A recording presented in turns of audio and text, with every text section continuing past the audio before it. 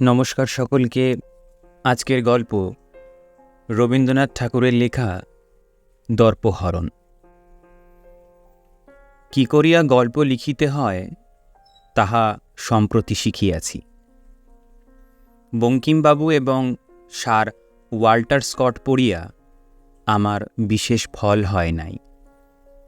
ফল কোথা হইতে কেমন করিয়া হইল, আমার এ প্রথম গল্পেই সেই কথাটা লিখিতে বসিলাম। আমার পিতার মতামত অনেক রকম ছিল, কিন্তু বাল্যবিবাহের বিরুদ্ধে কোনো মত তিনি কেতাব বা স্বাধীন বুদ্ধি হইতে গড়িয়া তোলেন নাই। আমার বিবাহ যখন হয় তখন 17 উত্তীর্ণ হইয়া 18 পা দিয়াছি।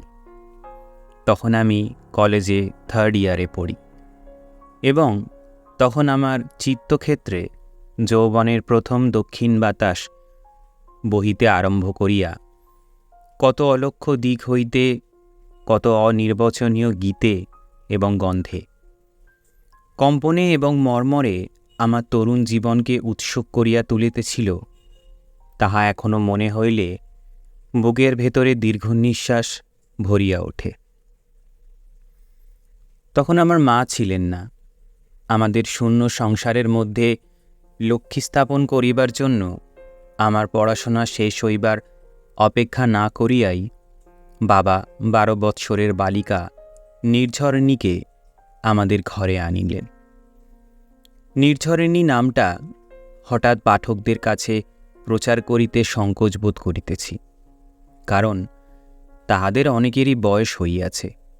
অনেকে স্কুল মাস্টারি, মুনশেফি এবং কেহ কেহ বা সম্পাদকীয় করেন। তাহারা আমার শ্বশুর মহাশয়ের নাম নির্বাচন রুচির অতিমাত্র লালিত্য এবং নূতনত্বে হাসিবেন এমন আশঙ্কা আছে। কিন্তু আমি তখন অবার্চিন ছিলাম, বিচার শক্তির কোনো উপদ্রব ছিল না। তাই নামটি বিবাহের সম্বন্ধ হইবার সময়ে যেমনই শুনিলাম অমনি কানের ভেতর দিয়া মরমে পশিল গো, আকুল করিল মোর প্রাণ। এখন বয়স হইয়াছে এবং ওকালতি ছাড়িয়া মুনশেফি লাভের জন্য ব্যগ্র হইয়া উঠিয়াছি। তবু হৃদয়ের মধ্যে ওই নামটি পুরাতন বেহালার আওয়াজের মতো আরও বেশি মোলায়েম হইয়া বাজিতেছে। প্রথম বয়সের প্রথম প্রেম অনেকগুলি ছোটোখাটো বাধার দ্বারা মধুর। লজ্জার বাধা, ঘরের লোকের বাধা, অনভিজ্ঞতার বাধা, এইগুলির অন্তরাল হইতে প্রথম পরিচয়ের যে আভাস দিতে থাকে, তাহা ভোরের আলোর মতো রঙিন, তাহা মধ্যাহ্নের মতো সুস্পষ্ট, অনাবৃত এবং বর্ণচ্ছটাবিহীন নহে। আমাদের সেই নবীন পরিচয়ের মাঝখানে বাবা বিন্ধ্যগিরির মতো দাঁড়াইলেন। তিনি আমাকে হোস্টেলে নির্বাসিত করিয়া দিয়া তাহার বৌমাকে বাংলা লেখাপড়া শিখাইতে প্রবৃত্ত হইলেন। আমার এই গল্পের শুরু হইল সেইখানে। শ্বশুরমশাই কেবল তাহার কন্যার নামকরণ করিয়াই নিশ্চিষ্ট ছিলেন না, তিনি তাহাকে শিক্ষাদানেরও প্রভূত আয়োজন করিয়াছিলেন। এমনকি উপক্রমণিকা তাহার মুখস্থ শেষ হইয়াছিল।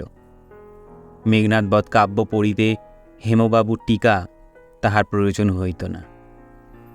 হোস্টেলে গিয়া তাহার পরিচয় পাইয়াছিলাম। আমি সেখানে থাকিতে নানা উপায়ে বাবাকে লুকাইয়া নববিরহ তাপে অত্যন্ত উত্তপ্ত 2-1খানা চিঠি তাহাকে পাঠাইতে আরম্ভ করিয়াছিলাম। তাহাতে কোটেশন মার্কা না দিয়া আমাদের নব্য কবিদের কাব্য ছাঁকিয়া অনেক কবিতা ঢালিয়াছিলাম। ভাবিয়াছিলাম প্রণয়িনীর কেবল প্রেম আকর্ষণ করাই যথেষ্ট নহে, শ্রদ্ধাও চাই। শ্রদ্ধা পাইতে হইলে বাংলা ভাষায় যেরূপ রচনা প্রণালীর আশ্রয় লওয়া উচিত, সেটা আমার স্বভাবত আসিত না। সেই জন্য মৌন বজ্র সমুৎকীর্ণে সূত্র সেবাস্তি মে গতি, অর্থাৎ অন্য জহরীরা যে সকল মণি ছিদ্র করিয়া রাখিয়াছিলেন, আমার চিঠি তাহার সূত্রের মতো গাঁথিয়া পাঠাইত। কিন্তু ইহার মধ্যে মণিগুলি অন্যের, কেবলমাত্র সূত্রটুকুই আমার। এ বিনয়টুকু স্পষ্ট করিয়া প্রচার করা আমি ঠিক সঙ্গত মনে করি নাই। কালিদাসও করিতেন না। যদি সত্যই তাহার মণিগুলি চোরাই মাল হইত। চিঠির উত্তর যখন পাইলাম, তাহার পর হইতে যথাস্থানে কোটেশন মার্কা দিতে আর কাপ্পন্য করি নাই। এটুকু বেশ বোঝা গেল, নববধূ বাংলা ভাষাটি বেশ জানেন। তাহার চিঠিতে বানান ভুল ছিল কি না তাহার উপযুক্ত বিচারক আমি নই, কিন্তু সাহিত্যবোধ ও ভাষাবোধ না থাকিলে এমন চিঠি লেখা যায় না, সেটুকু আন্দাজে বুঝিতে পারি। স্ত্রীর বিদ্যা দেখিয়া সৎস্বামীর যতটুকু গর্ব আনন্দ হওয়া উচিত তাহা আমার হয় নাই, এমন কথা বলিলে আমাকে অন্যায় অপবাদ দেয়া হইবে। কিন্তু তারই সঙ্গে একটু অন্য ভাবও ছিল। সে ভাবটুকু উচ্চ দরে না হইতে পারে, কিন্তু স্বাভাবিক। মুশকিল এই যে উপায়ে আমার বিদ্যার পরিচয় দিতে পারিতাম সেটা বালিকার পক্ষে দুর্গম।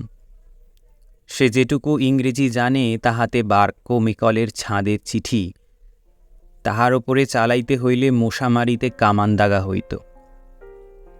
মশার কিছুই হইত না, কেবল ধোঁয়া এবং আওয়াজি সার হইত। আমার যে 3টি প্রাণের বন্ধু ছিল, তাহাদিগকে আমার স্ত্রীর চিঠি না দেখাইয়া থাকিতে পারিলাম না। তাহারা আশ্চর্য হইয়া কহিল, এমন স্ত্রী পাইয়াছ, ইহা তোমার ভাগ্য। অর্থাৎ ভাষান্তরে বলিতে গেলে এমন স্ত্রীর উপযুক্ত স্বামী আমি নই। নির্ঝরিণীর নিকট হইতে পত্রোত্তর পাইবার পূর্বেই যে কখানি চিঠি লিখিয়া ফেলিয়াছিলাম, তাহাতে হৃদয়োচ্ছ্বাস যথেষ্ট ছিল, কিন্তু বানান ভুলও নিতান্ত অল্প ছিল না। সতর্ক হইয়া লেখা যে দরকার তাহা তখনও মনে করি নাই। সতর্ক হইয়া লিখিলে বানান ভুল হয়তো কিছু কম পড়িত, কিন্তু হৃদয়োচ্ছ্বাসটাও মারা যাইত। এমন অবস্থায় চিঠির মধ্যস্থতা ছাড়িয়া মোকাবিলায় প্রেমালাপই নিরাপদ। সুতরাং বাবা আপিসে গেলেই আমাকে কলেজ পালাইতে হইত। ইহাতে আমাদের উভয় পক্ষেরই পাঠচর্চায় যে ক্ষতি হইত, আলাপচর্চায় তাহা সুদ ও শুদ্ধ পোষণ করিয়া লইতাম। বিশ্বজগতে যে কিছুই একেবারে নষ্ট হয় না, এক আকারে যাহা ক্ষতি, অন্য আকারে তাহা লাভ। বিজ্ঞানের এই তথ্য প্রেমের পরীক্ষাশালায় বারংবার যাচাই করিয়া লইয়া একেবারে নিঃসংশয় হইয়াছি। এমন সময়ে আমার স্ত্রী জারতুত বোনের বিবাহকাল উপস্থিত। আমরা তো যথানিয়মে আইবুড়ো ভাত দিয়া খালাস, কিন্তু আমার স্ত্রী স্নেহের আবেগে এক কবিতা রচনা করিয়া লাল কাগজে লাল কালি দিয়া লিখিয়া তাহার ভগিনীকে না পাঠাইয়া থাকিতে পারিল না। সেই রচনা ঠিক এমন করিয়া বাবার হস্তগত হইল।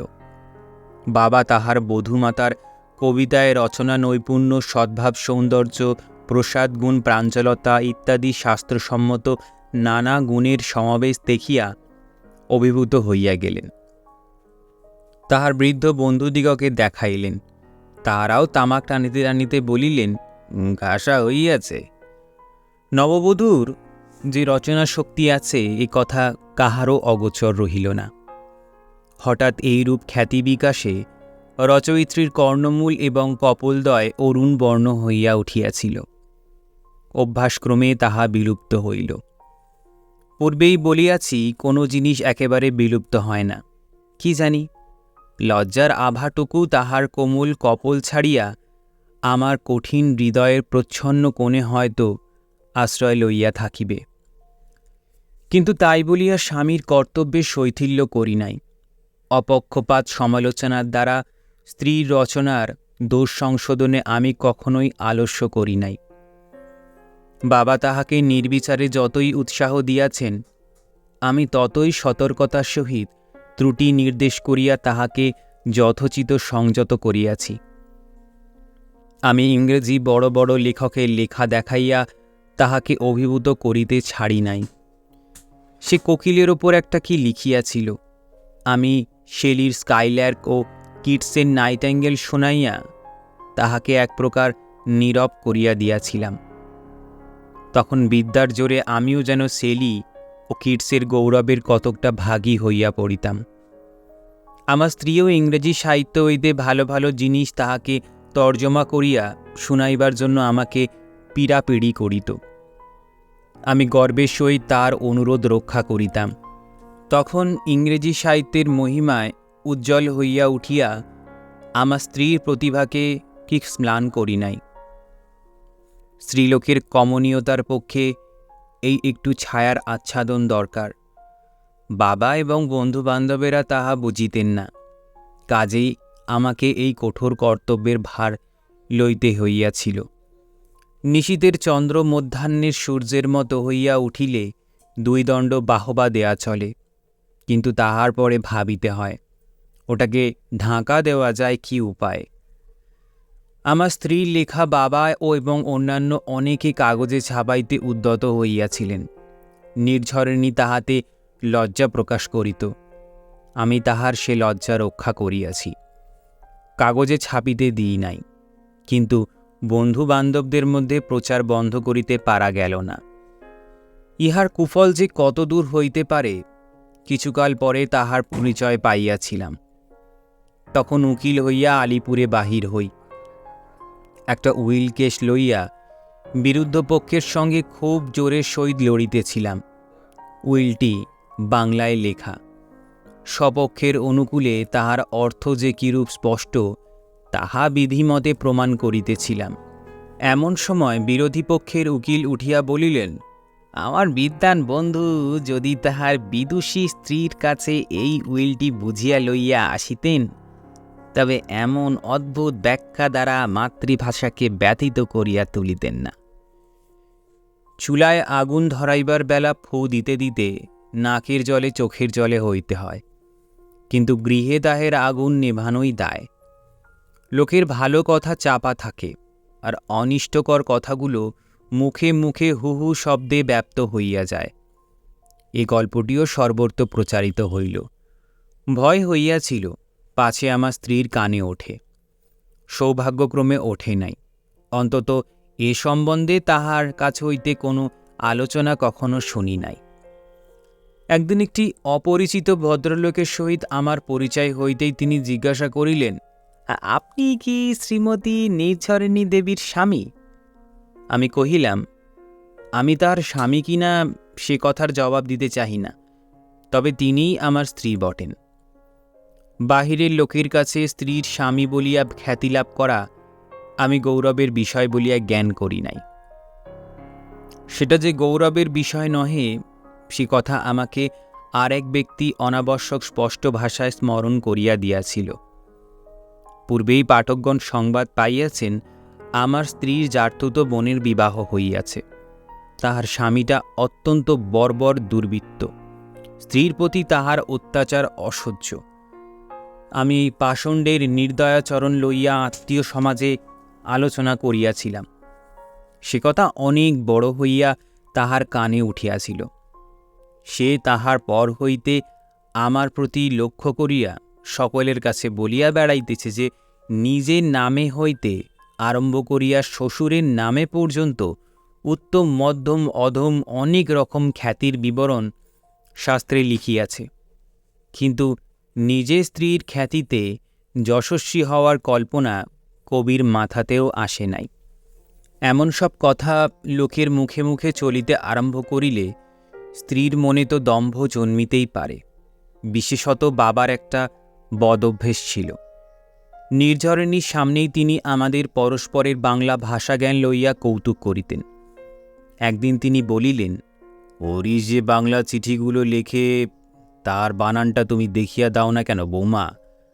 আমাকে এক চিঠি লিখিয়াছে, তাহাতে সে জগদীন্দ্র লিখিতে দীর্ঘি ই বসাইয়াছে। শুনিয়া বাবার বৌমা নীরবে একটুখানি স্মিত হাস্য করিলেন। আমিও কথাটাকে ঠাট্টা বলিয়া হাসিলাম, কিন্তু এরকম ঠাট্টা ভালো নয়। স্ত্রী দম্ভের পরিচয় পাইতে আমার দেরি হইল না। পাড়ার ছেলেদের এক ক্লাব আছে, সেখানে একদিন তাহারা এক বিখ্যাত বাংলা লেখককে বক্তৃতা দিতে রাজি করিয়াছিলেন। অপর একটি বিখ্যাত লোককে সভাপতিও ঠিক করা হয়। তিনি বক্তৃতার পূর্বরাত্রে অস্বাস্থ্য জানাইয়া ছুটি লইলেন।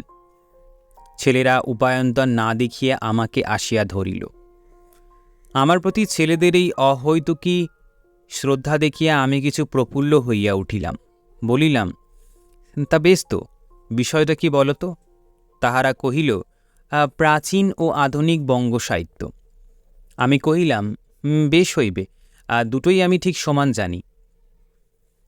পরদিন সভায় যাইবার পূর্বে জলখাবার এবং কাপড় চোপড়ের জন্য স্ত্রীকে কিছু তাড়া দিতে লাগিলাম। নির্ঝরিণী কহিল, কেন গো, এত ব্যস্ত কেন? আবার কি পাত্রী দেখিতে যাইতেছ? আমি কহিলাম, একবার দেখিয়াই নাকে কানে খত দিয়াছি, আর নয়। তবে এত সাজসজ্জার তাড়াচে? স্ত্রীকে সগর্বের সমস্ত ব্যাপারটা বলিলাম। শুনিয়া সে কিছুমাত্র উল্লাস প্রকাশ না করিয়া ব্যাকুলভাবে আমার হাত চাপিয়া ধরিল। কহিল, তুমি পাগল হইয়াছ? না না, সেখানে তুমি যাইতে পারিবে না। আমি কহিলাম, রাজপুত নারী যুদ্ধসাজ পরাইয়া স্বামীকে রণক্ষেত্রে পাঠাইয়া দিত, আর বাঙালির মেয়ে কি বক্তৃতার স্বভাবতেও পাঠাতে পারবে না? নির্ঝরিণী কহিল, ইংরেজি বক্তৃতা হইলে আমি ভয় করিতাম না, কিন্তু থাক না, অনেক লোক আসিবে, তোমার অভ্যেস নাই। শেষকালের কথাটা আমিও কি মাঝে মাঝে ভাবি নাই? রামমোহন রায়ের গানটা মনে পড়িতেছিল। মনে করো শেষের সেদিন ভয়ঙ্কর, অন্যে বাক্য কবে কিন্তু তুমি রবে নিরুত্তর। বক্তার বক্তৃতা অন্তে উঠিয়া দাঁড়াইবার সময় সভাপতি যদি হঠাৎ দৃষ্টিহীন, নাড়ীহীন, হিমকলেবর অবস্থায় একেবারে নিরুত্তর হইয়া পড়েন, তবে কি গতি হইবে? এই সকল কথা চিন্তা করিয়া পূর্বোক্ত পলাতক সভাপতি মহাশয়ের চেয়ে আমার স্বাস্থ্য যে কোনো অংশে ভালো ছিল, এমন কথা আমি বলিতে পারি না। বুক ফুলাইয়া স্ত্রীকে বলিলাম, নিঝর, তুমি কি মনে করো? স্ত্রী কহিল, আমি কিছুই মনে করি না, কিন্তু আমার আজ ভারী মাথা ধরিয়া আসিয়াছে, বোধহয় জ্বর আসিবে। তুমি আজ আমাকে ফেলিয়া যাইতে পারিবে না। আমি কহিলাম, সে আলাদা কথা, তোমার মুখটা একটু লাল দেখাইতেছে বটে। সেই লালটা সভাস্থলে আমার দুরবস্থা কল্পনা করিয়া লজ্জায় অথবা আসন্ন জ্বরের আবেশে সে কথা নিঃসংশয়ে পর্যালোচনা না করিয়াই আমি ক্লাবের সেক্রেটারিকে স্ত্রীর পীড়ার কথা জানাইয়া নিষ্কৃতি লাভ করিলাম। বলা বাহুল্য, স্ত্রীর জ্বরভাব অতি সত্বর ছাড়িয়া গেল। আমার অন্তরাত্মা কইতে লাগিল, আর সব ভালো হইল, কিন্তু তোমার বাংলা বিদ্যা সম্বন্ধে তোমার স্ত্রীর মনে এই যে সংস্কার, এটা ভালো নয়। তিনি নিজেকে মস্ত বিদুষী বলিয়া ঠাওরাইয়াছেন। কোনোদিন বা মশারির মধ্যে নাইট স্কুল খুলিয়া তিনি তোমাকে বাংলা পড়াইবার চেষ্টা করিবেন। আমি কহিলাম, ঠিক কথা, এই বেলা দর্পচূর্ণ না করিলে ক্রমে আর তাহার নাগাল পাওয়া যাইবে না। সেই রাত্রেই তাহার সঙ্গে একটু খিটিমিটি বাঁধাইলাম। অল্প শিক্ষা যে কিরূপ ভয়ঙ্কর জিনিস, পোপের কাব্য হইতে তাহার উদাহরণ উদ্ধার করিয়া তাহাকে শুনাইলাম। ইহাও বুঝাইলাম, কোনো মতে বানান এবং ব্যাকরণ বাঁচাইয়া লিখিলেই যে লেখা হইল তাহা নহে, আসল জিনিসটা হইতেছে আইডিয়া। কাশিয়া বলিলাম, সেটা উপক্রমণিকায় পাওয়া যায় না, সেটার জন্য মাথা চাই। মাথা যে কোথায় আছে সে কথা তাকে স্পষ্ট করিয়া বলি নাই, কিন্তু তবু বোধ হয় কথাটা অস্পষ্ট ছিল না। আমি কহিলাম, লিখিবার যোগ্য কোনো লেখা কোনো দেশে কোনোদিন কোনো স্ত্রীলোক লেখে নাই। শুনিয়া নির্ঝরণীর মেয়েলি তার্কিকতা চড়িয়া উঠিল। সে বলিল, কেন মেয়েরা লিখিতে পারিবে না? মেয়েরা এতই কি হীন? আমি কহিলাম, রাগ করিয়া কি করিবে, দৃষ্টান্ত দেখাও না। নির্ঝরণী কহিল, তোমার মতো যদি আমার ইতিহাস পড়া থাকিত তবে নিশ্চয়ই আমি ঢের দৃষ্টান্ত দেখাইতে পারিতাম। এই কথাটা শুনিয়া আমার মন একটু নরম হইয়াছিল, কিন্তু তর্ক এইখানেই শেষ হয় নাই। ইহার শেষ যেখানে, সেটা পরে বর্ণনা করা যাইতেছে। উদ্দীপনা বলিয়া মাসিক পত্রে ভালো গল্প লিখিবার জন্য 50 টাকা পুরস্কার ঘোষণা করিয়াছিল। কথা এই স্থির হইল, আমরা দুইজনেই সেই কাগজে 2টা গল্প লিখিয়া পাঠাইব, দেখি কাহার ভাগ্যে পুরস্কার জোটে। রাত্রের ঘটনা তো এই। পরদিন প্রভাতের আলোকে বুদ্ধি যখন নির্মল হইয়া আসিল, তখন দ্বিধা জন্মিতে লাগিল, কিন্তু প্রতিজ্ঞা করিলাম, এ অবসর ছাড়িয়া দেয়া হইবে না। যেমন করিয়া হোক জিতিতেই হইবে। হাতে তখনও 2 মাস সময় ছিল। প্রকৃতিবাদ অভিধান কিনিলাম, বঙ্কিমের বইগুলাও সংগ্রহ করিলাম। কিন্তু বঙ্কিমের লেখা আমার চেয়ে আমার অন্তঃপুরে অধিক পরিচিত, তাই সে মহদাশ্রয় পরিত্যাগ করিতে হইল। ইংরেজি গল্পের বই দেদার পড়িতে লাগিলাম। অনেকগুলো গল্প ভাঙিয়া চুরিয়া একটা প্লট দাঁড় করাইলাম। প্লটটা খুবই চমৎকার হইয়াছিল, কিন্তু মুশকিল এই হইল, বাংলা সমাজে সে সকল ঘটনা কোনো অবস্থাতেই ঘটিতে পারে না। অতি প্রাচীনকালের পাঞ্জাবের সীমান্ত দেশে গল্পের ভিত্তি ফাঁদিলাম। সেখানে সম্ভব অসম্ভবের সমস্ত বিচার একেবারে নিরাকৃত হওয়াতে কলমের মুখে কোনো বাধা রইল না। উদ্দাম প্রণয়, অসম্ভব বীরত্ব, নিদারুণ পরিণাম, সার্কাসের ঘোড়ার মতো আমার গল্প ঘিরিয়া অদ্ভুত গতিতে ঘুরিতে লাগিল। রাত্রে আমার ঘুম হইল না। দিনে আহারকালে ভাতের থালা ছাড়িয়া মাছের ঝোলের বাটিতে ডাল ঢালিয়া দিতাম। আমার অবস্থা দেখিয়া নির্ঝরিণী আমাকে অনুনয় করিয়া বলিল, আমার মাথা খাও, তোমাকে আর গল্প লিখিতে হইবে না, আমি হার মানিতেছি। আমি উত্তেজিত হইয়া বলিলাম, তুমি কি মনে করিতেছ আমি দিনরাত্রি কেবল গল্প ভাবিয়াই মরিতেছি? কিছুই না, আমাকে মক্কেলের কথা ভাবিতে হয়। তোমার মতো গল্প এবং কবিতা চিন্তা করিবার অবসর পড়িয়া থাকিলে আমার ভাবনা কি ছিল? যাহা হোক, ইংরেজি প্লট এবং সংস্কৃত অভিধানে মিলাইয়া একটা গল্প খাড়া করিলাম। মনের কোণে ধর্মবুদ্ধিতে একটু পীড়াবোধ করিতে লাগিলাম। ভাবিলাম, বেচারা নিঝর ইংরেজি সাহিত্য পড়ে নাই, তাহার ভাব সংগ্রহ করিবার ক্ষেত্র সংকীর্ণ। আমার সঙ্গেই তাহার এই লড়াই নিতান্ত অসমকক্ষের লড়াই। উপসংহার: লেখা পাঠানো হইয়াছে। বৈশাখের সংখ্যায় পুরস্কারযোগ্য গল্পটি বাহির হইবে। যদিও আমার মনে কোনো আশঙ্কা ছিল না, তবু সময় মতো নিকটবর্তী হইল। মনটা তত চঞ্চল হইয়া উঠিল। বৈশাখ মাসও আসিল। একদিন আদালত হইতে সকাল সকাল ফিরিয়া আসিয়া খবর পাইলাম, বৈশাখের উদ্দীপনা আসিয়াছে। আমার স্ত্রী তাহা পাইয়াছে।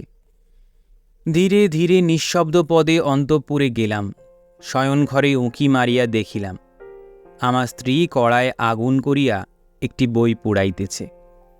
দেয়ালের আয়নায় নির্ঝরিণীর মুখের যে প্রতিবিম্ব দেখা যাইতেছে, তাহাতে স্পষ্ট বোঝা গেল কিছু পূর্বে সে অশ্রুবর্ষণ করিয়া লইয়াছে। মনে আনন্দ হইল, কিন্তু সেই সঙ্গে একটু দয়াও। আহা, বেচারার গল্পটি উদ্দীপনায় বাহির হয় নাই, কিন্তু এই সামান্য ব্যাপারে এত দুঃখ! স্ত্রীলোকের অহংকারে এত অল্পেই ঘা পড়ে। আবার আমি নিঃশব্দ পদে ফিরিয়া গেলাম। উদ্দীপনা আপিস হইতে নগদ দাম দিয়ে একটা কাগজ কিনিয়া আনাইলাম। আমার লেখা বাহির হইয়াছে কিনা দেখিবার জন্য কাগজ খুলিলাম। সূচিপত্র দেখিলাম। পুরস্কারযোগ্য গল্পটির নাম বিক্রম নারায়ণ নহে, তাহার নাম ননদিনী, এবং তাহার রচয়িতার নাম কি? এই যে নির্ঝরিণী দেবী। বাংলাদেশে আমার স্ত্রী ছাড়া আর কাহারও নাম নির্ঝরিণী আছে কি? গল্পটি খুলিয়া পড়িলাম। দেখিলাম নির্ঝরের সেই হতভাগিনী জাঠতুতো বোনের বৃত্তান্তটি ডালপালা দিয়া বর্ণিত। একেবারে ঘরের কথা, সাদা ভাষা, কিন্তু সমস্ত ছবির মতো চোখে পড়ে এবং চক্ষু জলে ভরিয়া যায়। এই নির্ঝরিণী যে আমারই নিঝর, তাহাতে সন্দেহ নাই। তখন আমার শয়নঘরের সেই দাহদৃশ্য এবং ব্যথিত রমণীর সেই ম্লান মুখ অনেকক্ষণ চুপ করিয়া বসিয়া বসিয়া ভাবিতে লাগিলাম। রাত্রে শুইতে আসিয়া স্ত্রীকে বলিলাম, নিঝর, যে খাতায় তোমার লেখাগুলি আছে সেটা কোথায়? নির্ঝরিণী কহিল, কেন, সে লইয়া তুমি কি করিবে? আমি কহিলাম, আমি ছাপিতে দিব। আহা, আর ঠাট্টা করিতে হইবে না। আরে না, ঠাট্টা করিতেছি না, সত্যিই ছাপিতে দিব। সে কোথায় গেছে আমি জানি না। আমি কিছু জেদের সঙ্গেই বলিলাম, না নিঝর, সে কিছুতেই হইবে না। বলো বলো, সেটা কোথায় আছে? নির্ঝরিণী কহিল, সত্যই সেটা নাই। কেন? কি হইল? সে আমি পুড়াইয়া ফেলিয়াছি। আমি চমকিয়া উঠিয়া কহিলাম, হ্যাঁ, শিখি, কবে পুড়াইলে? আজই পুড়াইয়াছি। আমি কি জানি না যে আমার লেখা ছাই লেখা? স্ত্রীলোকের রচনা বলিয়া লোকে মিথ্যা করিয়া প্রশংসা করে। ইহার পর হইতে এ পর্যন্ত নির্ঝরকে সাধ্য সাধনা করিয়াও একছত্র লিখাইতে পারি নাই। ইতি শ্রী হরিশ্চন্দ্র হালদার।